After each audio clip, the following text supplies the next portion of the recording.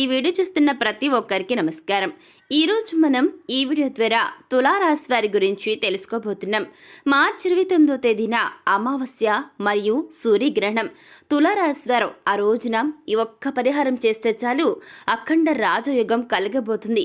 ధనానికి లోటు ఉండదు, ఆరోగ్యం సిద్ధిస్తుంది, అష్టైశ్వర్యాలు మీ ఇంట కొలువు తీరుతాయి.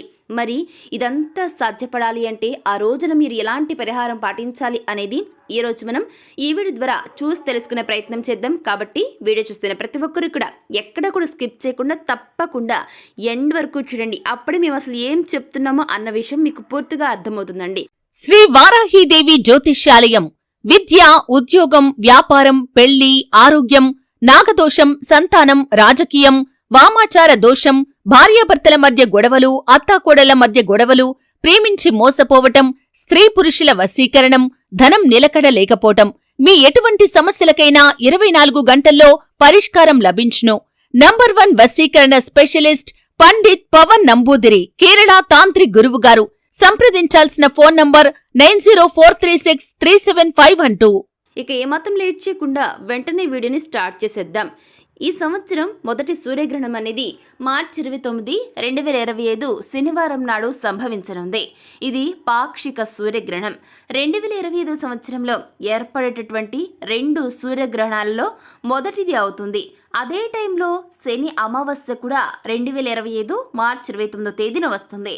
ఇది కాకుండా 2.5 సంవత్సరాల తర్వాత ఈ రోజున శనిదేవుడు తన రాశిని మార్చుకుంటున్నాడు. ఆయన కుంభరాశి నుంచి మీనరాశిలోకి ప్రవేశిస్తాడు. ఈ యొక్క గ్రహణం అనేది ఉత్తర భద్రపద నక్షత్రంలో సంభవిస్తుంది. ఈ కారణంగా ఈ నక్షత్రంలో జన్మించిన వ్యక్తులకు ఈ టైం అనేది ప్రత్యేక ప్రాముఖ్యతను కలిగి ఉంది. అంతేకాదండి, శుక్రుడు, చంద్రుడు పంచగ్రహ యోగం మీనరాశిలో ఉంటాయి. ఈ సమయంలో సూర్యుడు, చంద్రుడు, రాహువు, బుధుడు ప్రభావంలో ఉన్నవారికి రాబోయే కొన్ని నెలల వరకు కూడా నిజంగా వీరికి ముఖ్యమైనవనే చెప్పాలండి. పరివర్తన కలిగించేవిగా నిరూపించబడతాయి. గ్రహణం సమయంలో శని కూడా ఈ యొక్క మీనరాశిలోకి ప్రవేశించబోతున్నాడు. ఇది రాబోయే కొన్ని నెలలను అస్థిరంగా మార్చగలదు.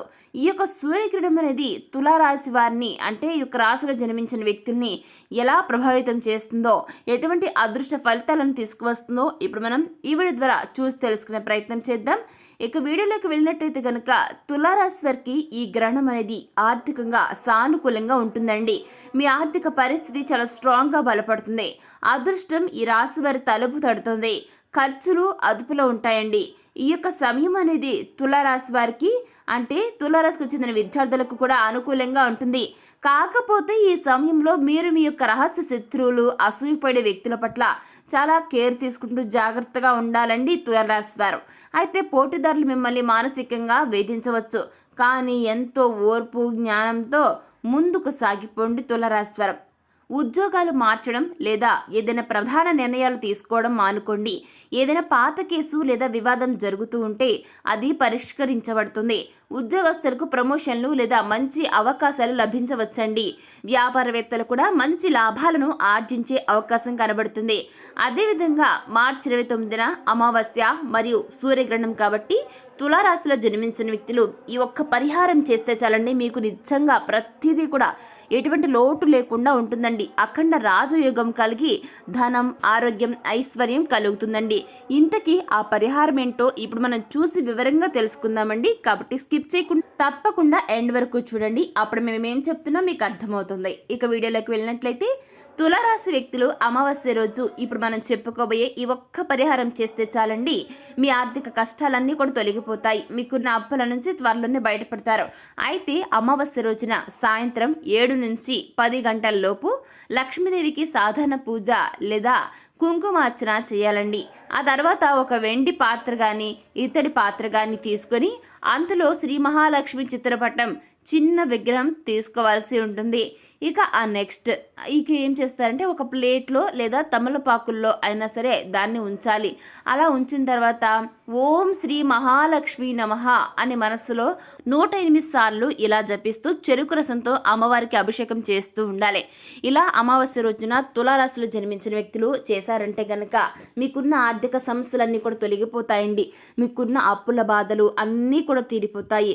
ఫైనాన్షియల్ ప్రాబ్లమ్స్ అన్నీ కూడా క్లియర్ అయిపోతాయి.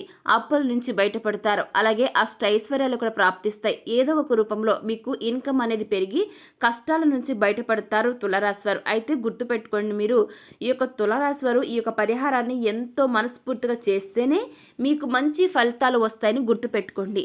అయితే ఇప్పటి వరకు మనం చెప్పుకున్న ఈ పరిహారం మా వల్ల కాదు, మేము చెయ్యలేము, కాస్త ఈజీగా ఉండే పవర్ఫుల్ పరిహారాలు ఏమైనా ఉంటే చెప్పండి అని అడిగే వారి కోసం మరిన్ని పవర్ఫుల్ అండ్ ఈజీగా ఉండే పరిహారాలను ఇప్పుడు మనం ఈ వీడియో ద్వారా చూసి తెలుసుకుందాం.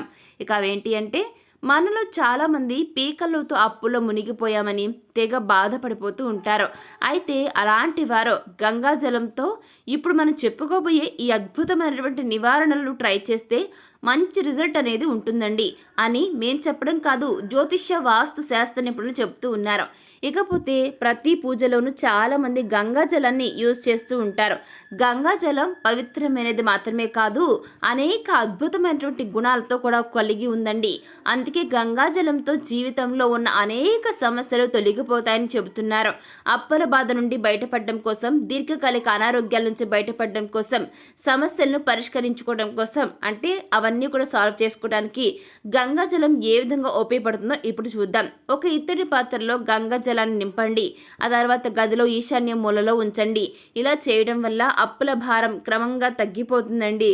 ఇకపోతే ఈ యొక్క దీర్ఘకాలిక అనారోగ్యంతో గనక బాధపడే వ్యక్తులు లేదా వ్యాధులతో ఇబ్బందులు పడుతున్న వారు గంగాజలంతో ఆ సమస్యల నుంచి బయటపడతారు. ప్రతి ఆదివారం సూర్యుడికి గంగాజలాన్ని నివేదించడం, సోమవారాలలో గంగాజలంతో ఆ యొక్క పరమేశ్వరునికి అభిషేకం చేస్తూ ఉండాలన్నమాట. అయితే ఇకపోతే శివుడికి అభిషేకం చేసేవారు ఇత్తడి పాత్రలో గంగాజలాన్ని నింపి అందులో 5 బిల్వ పత్రాలను ఉంచి శివలింగానికి సమర్పించాలి. ఇప్పుడు ఈ యొక్క పరిహారం అనేది, ఈ పరిహారాన్ని మీరు 40 రోజుల పాటు కంటిన్యూగా గుర్తుపెట్టుకొని ప్రతి ఒక్కరు కూడా, అంటే అప్పుడప్పుడు చేయడం కాదండి, నెల మొత్తం చేసి ఆ తర్వాత ఇంకో 10 డేస్ అలా చేసి, అంతేకాని ఇప్పుడు 10 డేస్ ఆ తర్వాత ఇంకొక 10 రోజులు, ఇంకొక 10 రోజులు, అలాగే ఒక 4 రోజులు చేసి ఆపడం, ఇలా అసలు చేయొద్దండి. కంటిన్యూస్గా ఈ యొక్క పరిహారాన్ని 40 రోజుల పాటు పాటిస్తే సరైన ఫలితాలు లభించి మీకు పరిస్థితి అనేది ఇంప్రూవ్ అవుతుందండి. అప్పులు తిరిగి ఎక్కువ మొత్తంలో డబ్బును పొందుకుంటారు. అలాగే పిల్లలకు అనారోగ్య సమస్యలు ఉన్నా కూడా ఈ యొక్క గంగాజలాన్ని తీసుకుని వారిపై చల్లితే వారు ఈ యొక్క రాశివారు అనారోగ్య సమస్యల నుంచి బయటపడతారు. గంగాజలంతో రోజు తాగే వ్యక్తులు ఆరోగ్యంగా ఉంటారని, ఇది ఎంతో మంచి చేస్తుందని చెబుతున్నారు. ఇంట్లో వాస్తు దోషాలు కనుక ఉన్నట్లయితే కనుక గంగాజలాన్ని చల్లితే దోషాలు తొలగిపోతాయి. గంగాజలాన్ని ఇంట్లో చల్లటం వల్ల ఇంట్లో ఉండేటువంటి ప్రతికూలతలు తొలగిపోతాయి. అంటే నెగిటివ్ ఎనర్జీ అంతా కూడా తొలగిపోతుంది అనమాట. పాజిటివ్ వైబ్రేషన్స్ అనేవి స్టార్ట్ అవుతాయి ఈ యొక్క తులారాశి వారికి.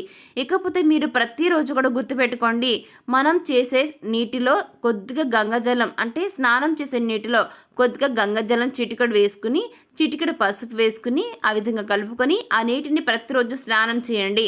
ఇలా 21 రోజుల పాటు కనీసం చేయాల్సి ఉంటుంది.